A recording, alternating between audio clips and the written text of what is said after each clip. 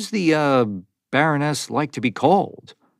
Byron didn't answer, for they'd strode into an ornately furnished pink room with intricate white floral molding.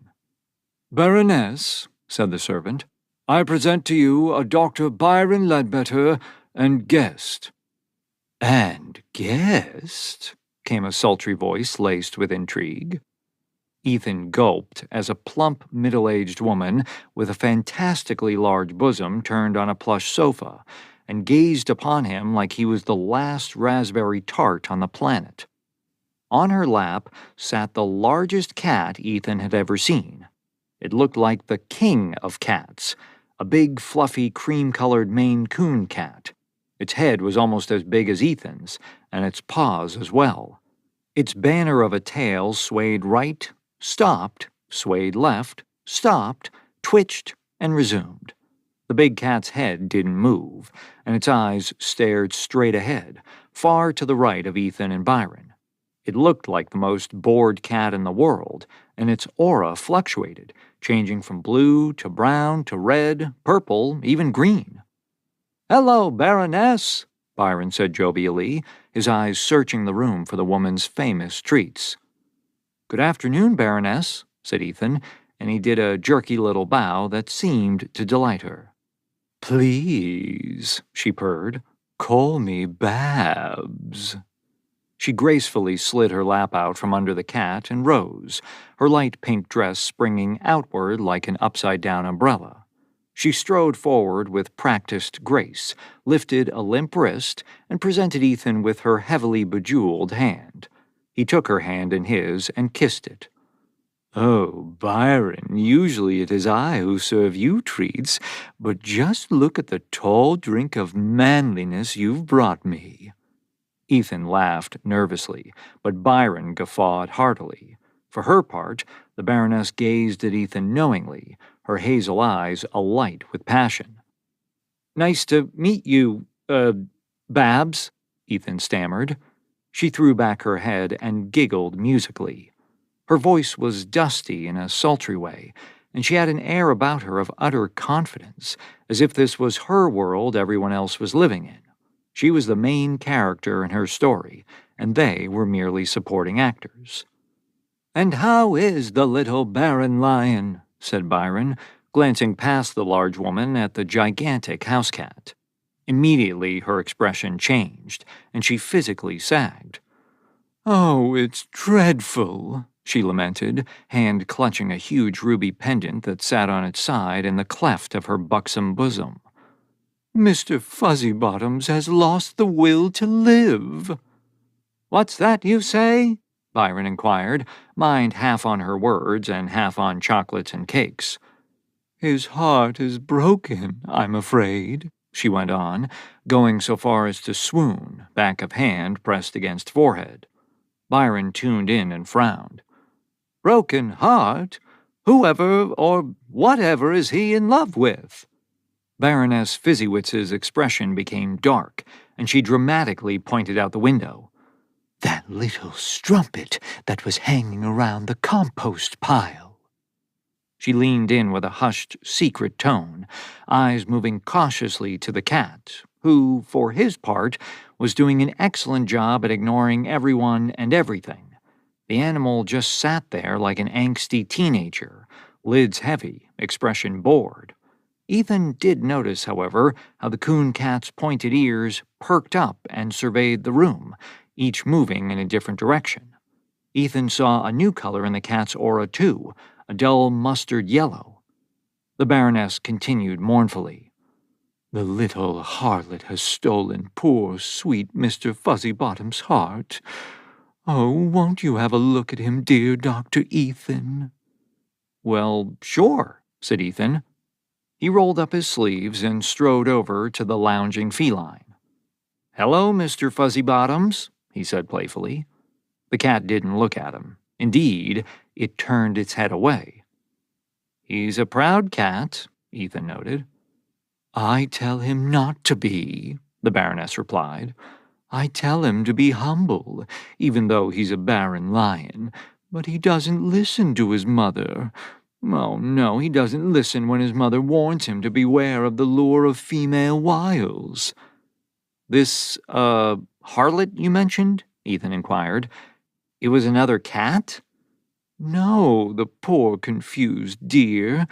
He's gone and fallen in love with oh, lords, I can hardly say it, a raccoon.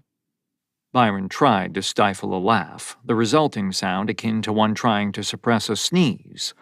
She shot a disapproving glance at the old vet, who apologized. Sorry, darned allergies, he said, and for good measure played at discreetly clearing his sinuses. A heavy blink brought her eyes back to Ethan. Isn't there anything you can do? He won't eat, he won't drink, he refuses to cuddle, and when I sing his favorite songs, he just stares like an angsty pussy. Ethan bit the inside of his cheek in an attempt not to laugh. He dared not glance at Byron, for he knew the man must be blue in the face. Let's have a look, said Ethan, and he stepped into the cat's view. What do you think, Mr. Fuzzybottoms? Do you mind if I give you an inspection? The cat blinked lazily and stared at Ethan, its glimmering jade eyes unimpressed. Touch me, human, and you will lose a finger. Ethan blinked, for the cat's voice had registered in his mind. It was a deep, menacing purr. Go ahead, said Baroness Fizzywits. He won't hurt you. Ethan stammered, unsure how to proceed. There's a good kitty. Do not condescend me, boy. The cat's eyes narrowed dangerously, and a primal mewling issued from the depths of its throat.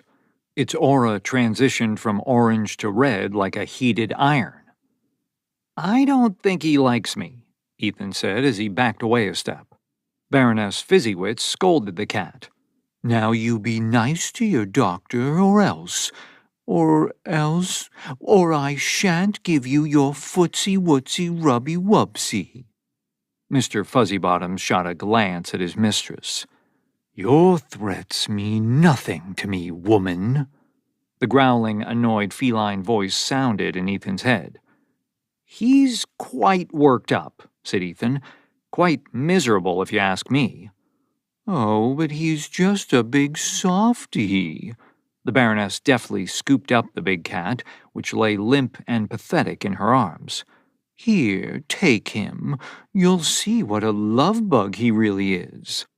Before Ethan could protest, she launched the cat into his arms.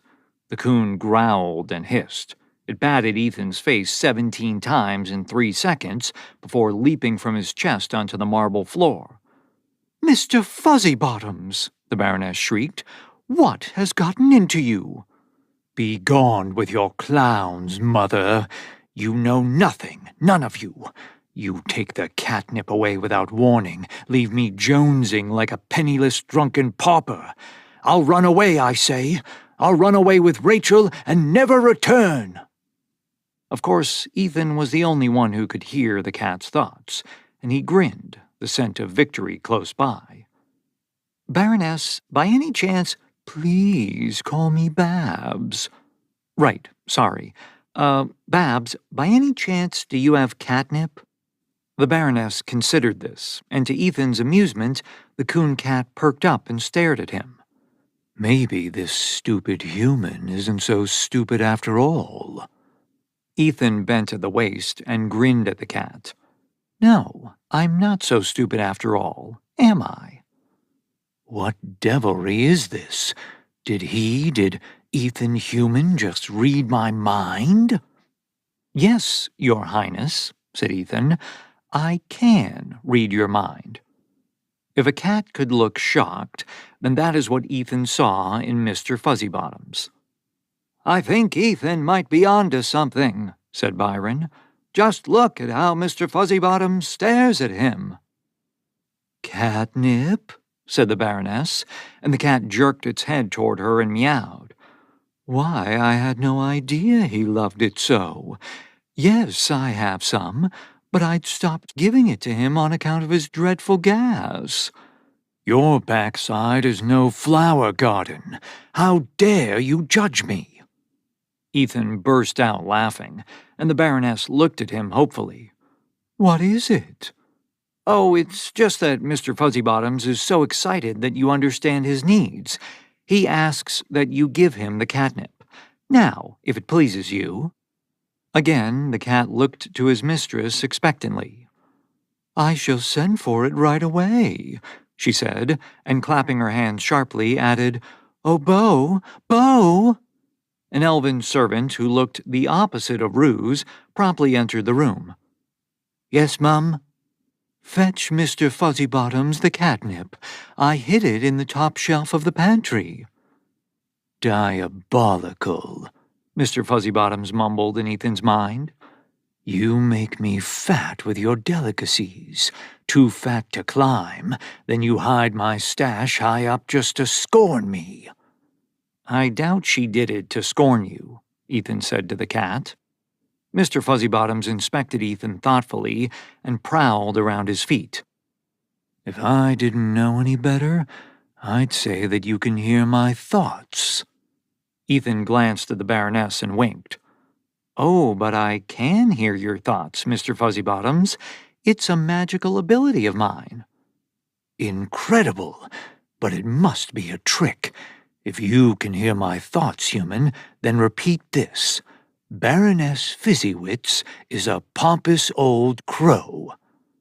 I'm not repeating that, said Ethan, and you really should show more respect. What did he say? The Baroness asked, putting a hand on Ethan's arm.